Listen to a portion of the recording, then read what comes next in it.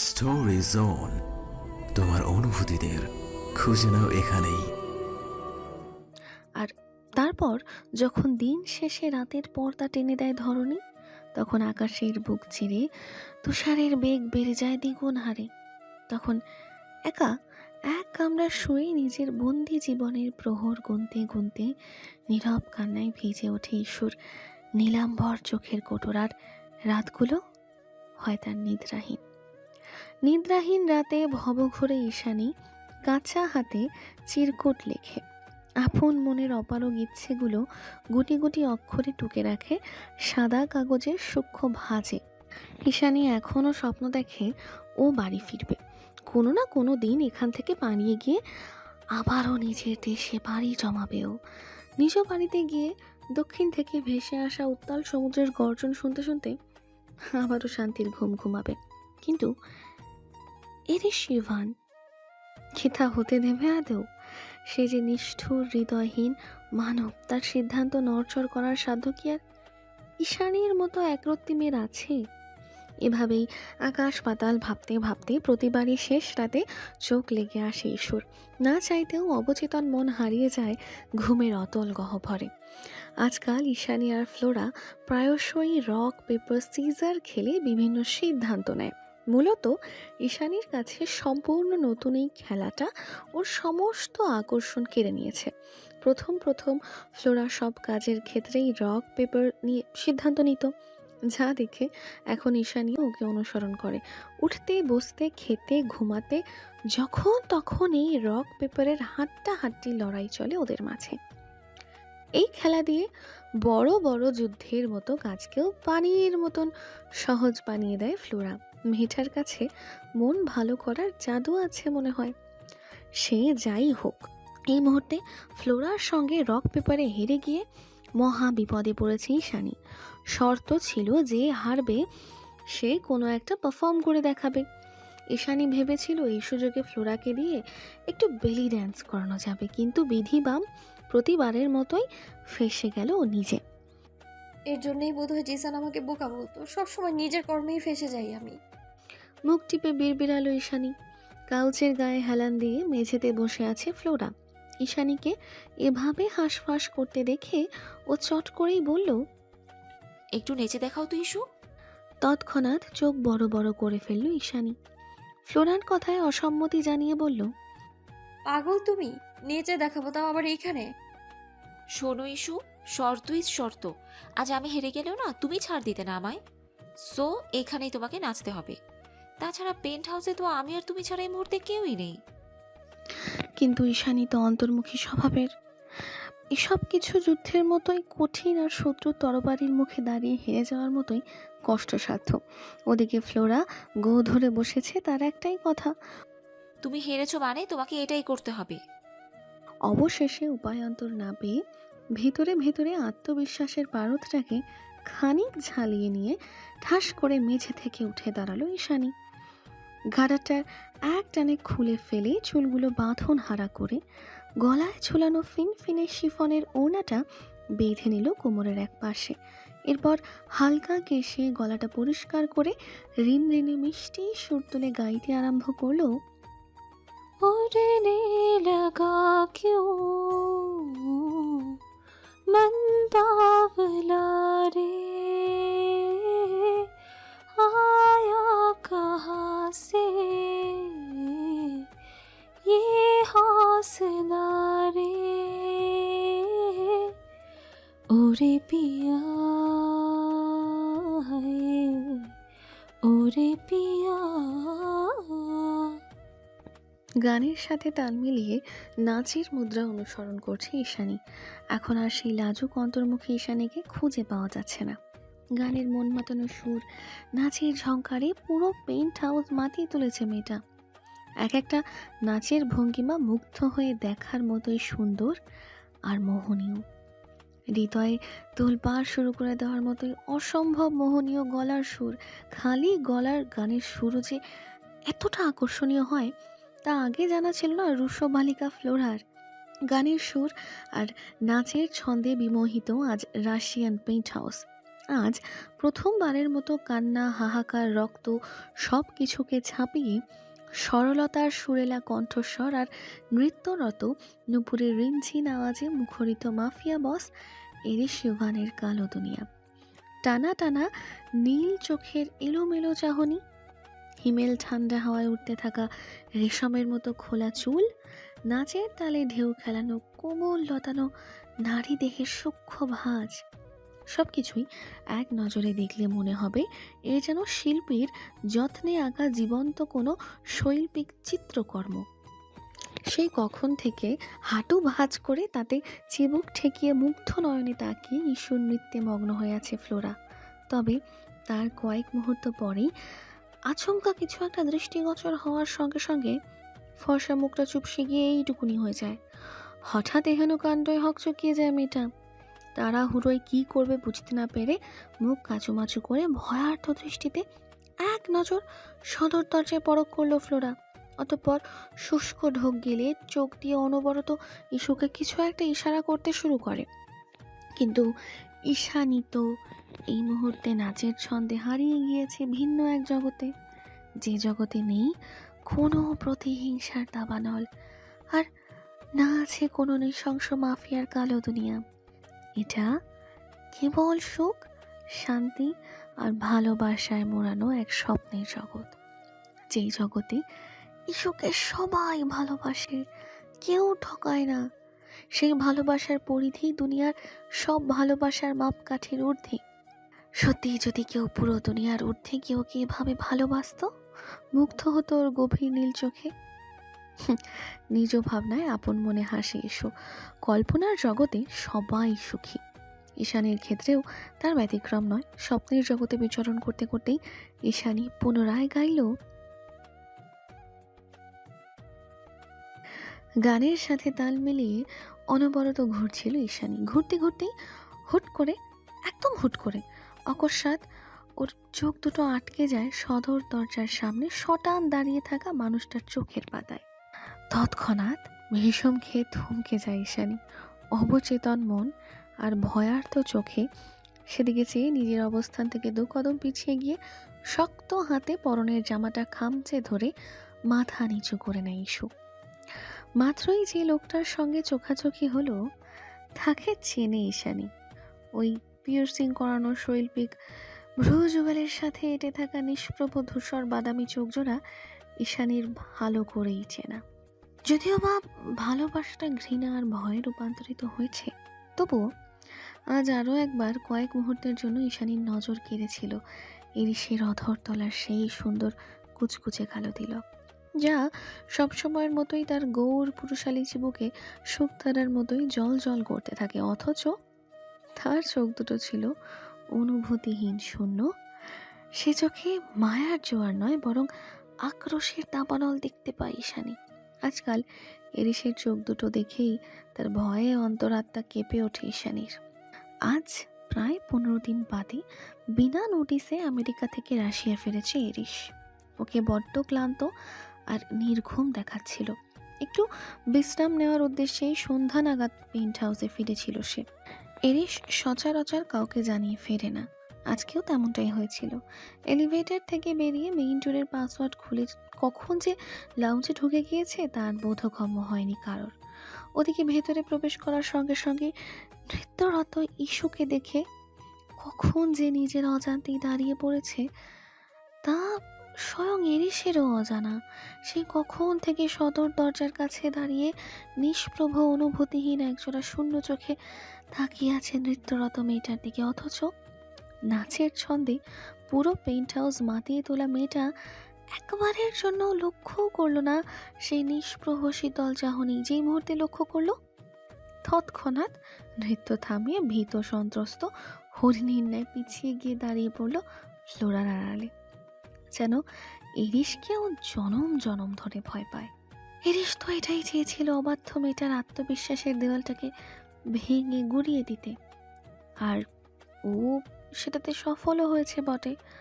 অথচ এই মুহূর্তে হুট করেই ঈশানের এমন ভয় পেয়ে পিছিয়ে যাওয়াটা মোটেই পছন্দ হলো না এরিসের। ওর এহেন কাণ্ডে আবারও সেই চিরাচরিত শক্ত কঠিন রূপে ফিরে এলো ইরিশ। ও খেজুগল ছোট ছোট করে দুহাত মুঠিবদ্ধ করে নিল অজানা ক্রোধে। ঠিক এমন সময় বাইরে থেকে লাউঞ্জে প্রবেশ করে তুষার। তুষারের আগমনে চারিদিকে থমথমে পরিবেশটা খানিক হালকা হয়। তুষার এক নজর ইরিশকে পরখ করে ফ্লোরার দিকে তাকিয়ে ওকে নির্দেশ দিয়ে বলে, আমরা আজ পেন্ট হাউসে ডিনার করব। ফ্লোরা তৎক্ষণাৎ নির্নিমেষ মাথা ঝাঁকিয়ে ঈশানী সমেত জায়গা ত্যাগ করে কিচেন কাউন্টারের দিকে চলে যায়। ওরা চলে গেলে তুষারও দোতলার উদ্দেশ্যে সামনে এগোয়। অথচ ইরিশ এখনো নিষ্প্রভ চোখে চেয়ে আছে কাউচের সামনে সেন্টার টেবিলের পাশে, ওই জায়গাটাতে যেখানটায় একটু আগেও নাচের তালে তাল মিলিয়ে বিভিন্ন মুদ্রায় ঘুরছিল ঈশানী। চোখের সামনে এমন দৃশ্য বোধহয় এর আগে কখনো দেখেনি ইরিশ। ওই জন্যই কি এই ঘোর, নাকি অন্য কিছু?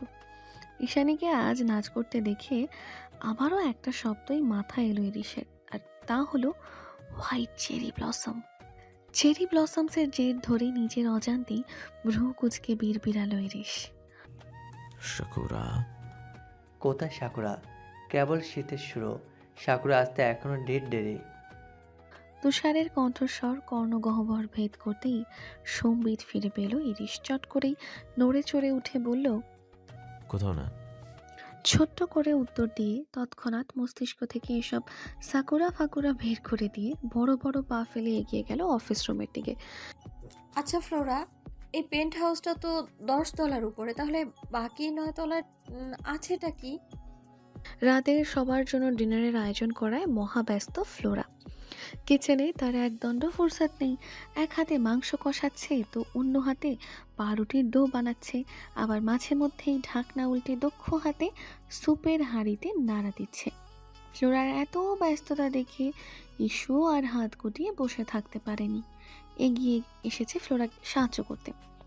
ইরিশ আবার পেন্ট হাউসে থাকলে রাতে শুতে যাওয়ার আগে 1 কাপ ব্ল্যাক এসপ্রেসো পান করে। ঈশানী যেহেতু কফি ভালো বানায়, তাই আপাতত সেই দায়িত্বটুকুই ওর নিকট হস্তগত করেছে ফ্লোরা। আর তখনই কি ভেবে যেন ফ্লোরার উদ্দেশ্যে প্রশ্নটা করে বসে ঈশানী।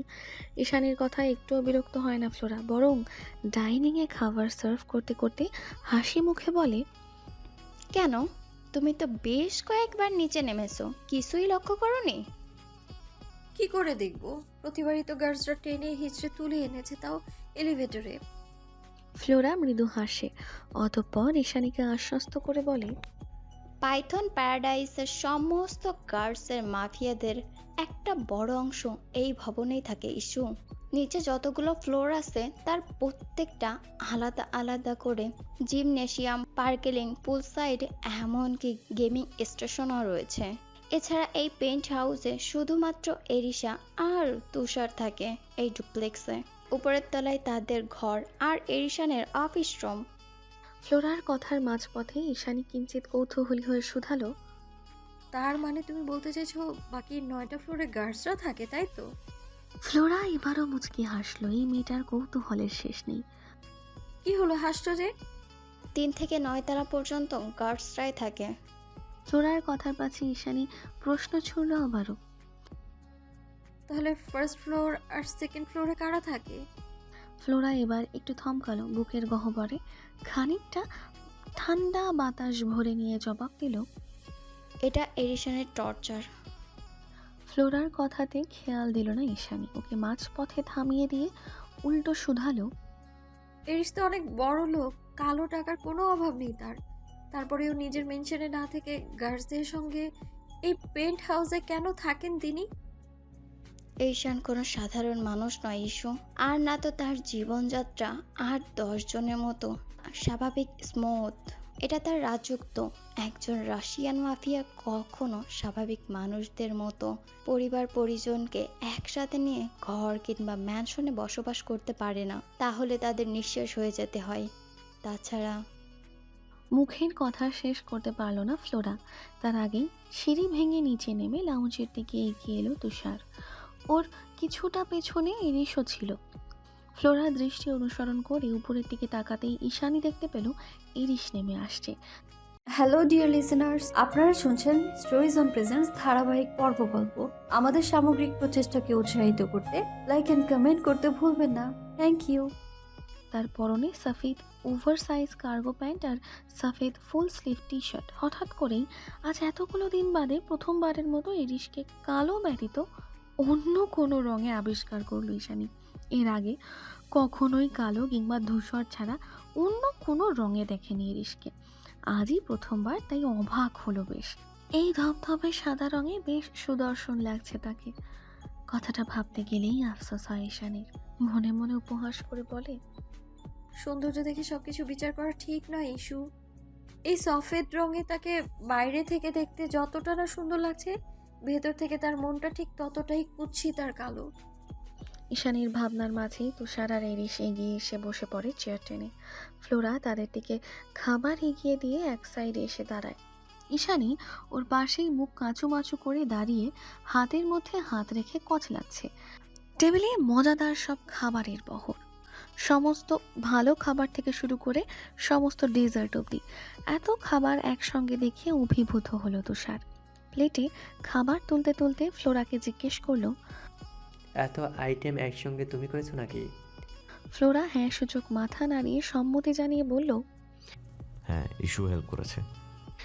ইস্যু নামটা বুলেটের মতোই মস্তিষ্কে গিয়ে বিঁধল এরিসের। তৎক্ষণাৎ কি ভেবে যেন ঈশানীর দিকে সামান্য ঘাড় ঘোরালো। সেদিনের মতো আজও সবার আগে চোখ গেল মেয়েটার পায়ের দিকে। কনকনে ঠান্ডায় এখনো খালি পায়ে মেঝেতে দাঁড়িয়ে আছে মেয়েটা।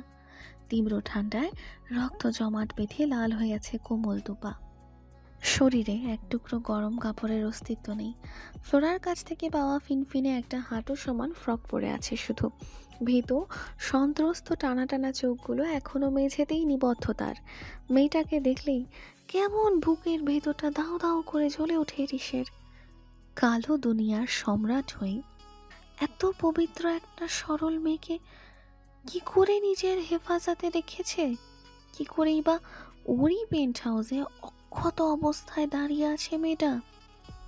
পবিত্র আর পাপী সত্তা তো কখনোই সমঝোতা করে একই ছাদের নিচে থাকতে পারে না।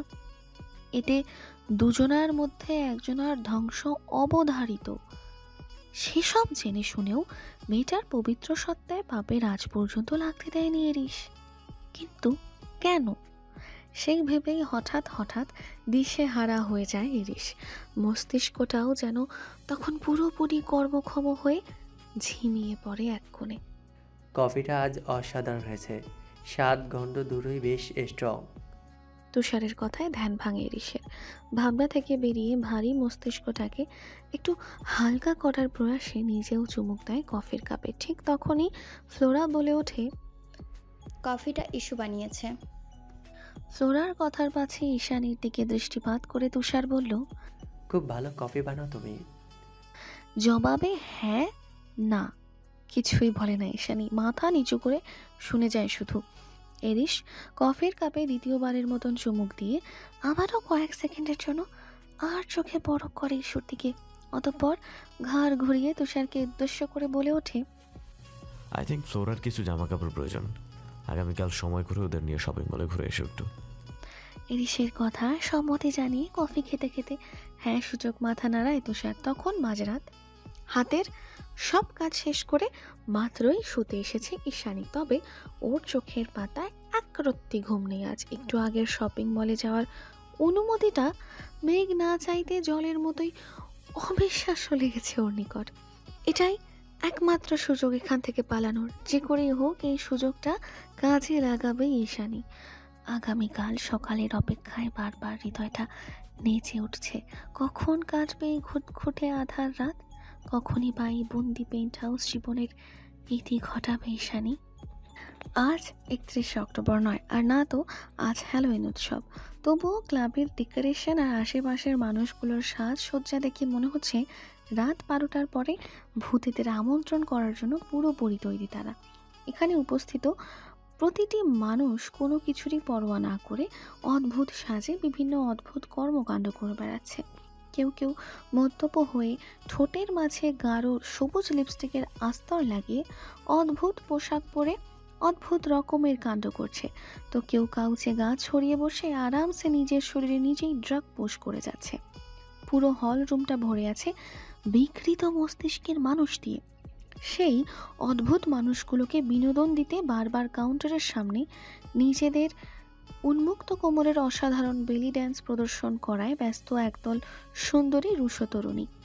তবে আজ এই বিকৃত মানুষগুলোর বিকৃত উৎসবের প্রধান আকর্ষণ হলো ড্র্যাগন হান্টার গ্রুপের গডফাদার ড্যানিয়েল হ্যারিসন। মূলত ক্লাবে নতুন কোনো সুন্দরী ভার্জিন মেয়ে এলে প্রতিবারই বেশ ঘটা করে পার্টির আয়োজন করেন তিনি। তবে আজকের পার্টিটা একটু বেশি স্পেশাল, ওই জন্যই এমন হ্যালোউইন থিমে সাজানো হয়েছে সব কিছু। কারণ ডিলটা হতে যাচ্ছে তার চরম শত্রু পাইথন লিডার এরিশ ইভানের সঙ্গে।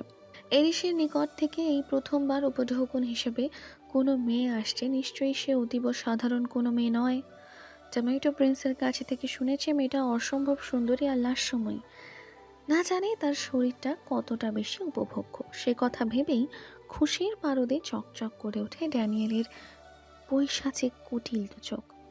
আপাতত আগমনী রমণীর আকাঙ্ক্ষায় সুন্দরী কোনো রুশো কন্যাকে উপভোগ করাই শ্রেয়।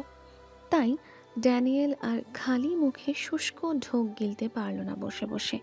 রেড ওয়াইনের ঝাঁজের সঙ্গে তাল মিলিয়ে মত্ত হলো নারীর নেশায়। জায়গাটা ছিল ক্লাবেরই একাংশ। সবাই জানে ড্যানিয়েল যখন তখন এখানে ফুর্তি করে, তাই সচরাচর ওই দিকে গিয়ে ওকে বিরক্ত করার স্পর্ধা দেখায় না কেউই। কিন্তু আজকে সকল নিয়ম নীতি ভেঙে হুট করে ড্যানিয়েলের বিশ্বস্ত স্পাই এডওয়ার্ড ফ্র্যাঙ্কি আচমকা গিয়ে ঢুকে পড়ে তার কামরায়। ফ্র্যাঙ্কির এহেন আচমকা আগমনে বেশ রাগান্বিত হয়ে যায় ড্যানিয়েল। রাগে গজগজ করতে করতে মেয়েটাকে বিদেয় করে শরীরে কাপড় জড়িয়ে উঠে বসে আচমকা রিভলভার লোড করতে শুরু করে দেয় সে। ড্যানিয়েলের অগ্নিমূর্তি দেখতে পেয়ে থতমত খেয়ে তড়িৎ বেগে মাথা নুয়ে ফেলল ফ্র্যাঙ্কি। ওকে কুর্নিশ করে ধরা গলায় বলে উঠল, মার্জনা করবেন ডেনিয়ান, আপনাকে সংবাদটা দেওয়া অত্যন্ত জরুরি ছিল, তাই ছুটে এসেছি। ফ্র্যাঙ্কির কথা শুনে রাগের পারদে কিঞ্চিত লাগাম টানল ড্যানিয়েল। প্রত্যুত্তরে কপালে সূক্ষ্ম ভাঁজ এঁটে উল্টো শুধালো, তোমরা তো মেয়েটাকে আনতে গিয়েছিলে, কোথায় সে? নিয়ে আসছিলাম, কিন্তু হুট করে এরিশ ইউমান সবার সামনেই মেয়েটাকে আমাদের হাত থেকে সেভ করে নিয়ে গেল। এমনকি কিছু একটা বলতে গিয়েও থেমে যায় ফ্র্যাঙ্কি। ড্যানিয়েল চোয়াল শক্ত করে গম্ভীর গলায় বলে, এমন কি? মেয়েটাকে আঘাত করার অপরাধে আমাদের একজন গার্ডকে ওখানেই শ্যুট করে স্পট ডেট বানিয়ে দেয় এরিশ ইউমান, আর ব্ল্যাক ডায়মন্ডের পরিবর্তে মেয়েটাকে বাঁচিয়ে নিয়ে যায় সে। ফ্র্যাঙ্কির শেষ কথায় এতক্ষণ ধরে রাগে রক্তিম বর্ণ ধারণ করা উক্ষে যুগল অকস্মাৎ ছোট ছোট হয়ে গেল ড্যানিয়েলের। সেই সাথে কপালের সূক্ষ্ম ভাঁজগুলো স্পষ্ট হলো দ্বিগুণ। কিছুটা ভাবতে ভাবতেই বীর বিড়ালো সে। এরিশ ইউভান একটা মেয়ের জন্য ব্লাড ডায়মন্ড ফিরিয়ে দিল? স্ট্রেঞ্জ। কি আছে সেই মেয়ের মাঝে? নিশ্চয়ই অভাবনীয় কিছু। ওই মেয়েটাকে তো আমার চাই চাই। এক মনে কিছু একটা ফোন দিয়ে এঁটে ফ্র্যাঙ্কির দিকে দৃষ্টি নিক্ষেপ করলো ড্যানিয়েল। শুধালো, ফর দ্য ফার্স্ট টাইম এরিশ ইউভান নিজের ডিসিশন চেঞ্জ করলো, এত বড় একটা ডিল ক্যান্সেল করে দিল, তাও কিনা সামান্য একটা মেয়ের জন্য। ব্যাপারটা কি তোমার স্বাভাবিক মনে হচ্ছে ফ্র্যাঙ্কি? মোটেই নয় বস, মেয়েটাকে সেভ করার সময় এরিশ ইউমানকে ডেসপারেট লাগছিল। সামাও ও নিজের মধ্যেই ছিল না। এমনকি জুকের বসে আমাদের গার্ডটাকে শ্যুট করে দেয় সে। আমি জানি এরিশ ইউমান হার্টলেস, করতে পারে না এমন কিছু নেই, কিন্তু মেয়েটার জন্য হঠাৎ কি হয়ে গেল ঠিক বুঝে উঠতে পারলাম না। ফ্র্যাঙ্কির কথা শুনে খ্যাক খ্যাক করে হেসে ওঠে ড্যানিয়েল। হাসতে হাসতে কুটিল স্বরে বলে, সময় এসেছে ফ্র্যাঙ্কি, আমার বেবি গার্লের মৃত্যুর প্রতিশোধ নেওয়ার সময় চলে এসেছে। ওই মেয়েটাকে এরিশ ইউভানের কাছ থেকে জাস্ট ছিনিয়ে নেব আমি। এরপর এই সে চোখের সামনে দিয়ে ওর ব্লু আইড অ্যাঞ্জেলকে এই ক্লাবে এনে সবার সামনে সস্তা খাবারের মতো বিলিয়ে দেবো। আর তারপর আমিও দেখতে চাই শুধু ব্লাড ডায়মন্ড কেন, একটা মেয়ের জন্য আর কি কি হাতছাড়া হতে পারে। এরিশ ইউভান।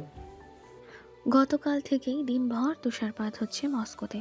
অন্যান্য বছরের তুলনায় এবছর তুষারপাতের পরিমাণ অনেক বেশি। ক্যালেন্ডারের পাতায় নভেম্বরের শুরু হতে না হতেই প্রকৃতি তার দুষ্কন্যার সহযোগিতায় ধরণীকে আবৃত করেছে শুভ্রতার চাদরে। শহরের লোকালয় ছাড়িয়ে নির্জন জঙ্গল দ্বারা বেষ্টিত সুউচ্চ বিলাসবহুল পেন্ট হাউসের ভেতরটা সব সময় কৃত্রিম উপায়ে উষ্ণতায় ছেয়ে থাকলেও আজ প্রায় 1 মাস পরে পেন্ট হাউসের বাইরে পা রাখতে না রাখতেই তীব্র ঠান্ডা আর হু হু বাতাসে শরীরের হাড় হাড্ডি সব অবশ হয়ে গিয়েছে ঈশানীর। এমন আবহাওয়ায় অভ্যস্ত না থাকার দরুন প্রচণ্ড ঠান্ডায় সরু থুতনিতে কাঁপন ধরেছে বাঙালি কন্যার। এক্ষুনি বক্ষ ভেদ করে কলিজাটা জমে এলো বলে, তবুও এতদিন পরে এরিসের কালো দুনিয়া থেকে বাইরে বেরিয়ে গাড়ির জানালার কাঁচ নামানো থেকে নিজেকে বিরত রাখতে পারল না ঈশানী। টেন্টের জানালার কাঁচ নামিয়ে তাদের থুতনি ঠেকিয়ে বাইরে দৃষ্টিপাত করে আছে, মনে মনে ভাবছে এই তুষারে মোড়ানো শুভ্রতায় ঘেরা সাজানো শহরটা আসলে রহস্যময়। এই শহরে সাধারণ মানুষের চেয়ে মাফিয়াদের আধিপত্য অনেক বেশি। বলতে গেলে বিশ্বের বড় বড় সব আন্ডারওয়ার্ল্ড মাফিয়াদের মূল গন্তব্যস্থলই হলো এই রাশিয়া। এই শহর পাপের শহর।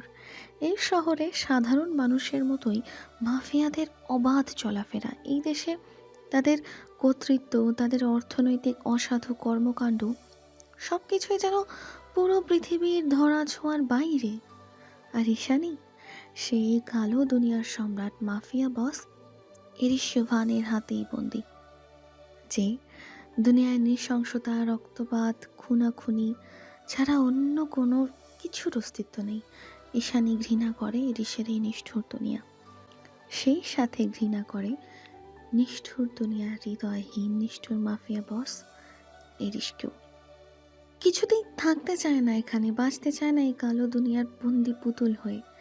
আর তাই তো সাহসিকতার মাত্রা অতিক্রম করে সিদ্ধান্ত নিয়েছে পালাবে, যে করেই হোক আজ শপিং মলে সবার অগোচরে পালাতেই হবে ঈশানীকে। ইস্যু নেমে এসো। গাড়ির বাইরে থেকে অকস্মাৎ ফ্লোরার ডাকে সম্বিত ফিরে পেল ঈশানী। ভাবনার জগৎ থেকে বেরিয়ে চারিদিকে চোখ বোলাতেই দেখতে পেল ওরা এক বিশাল টাউন সেন্টারের সামনে দাঁড়িয়ে।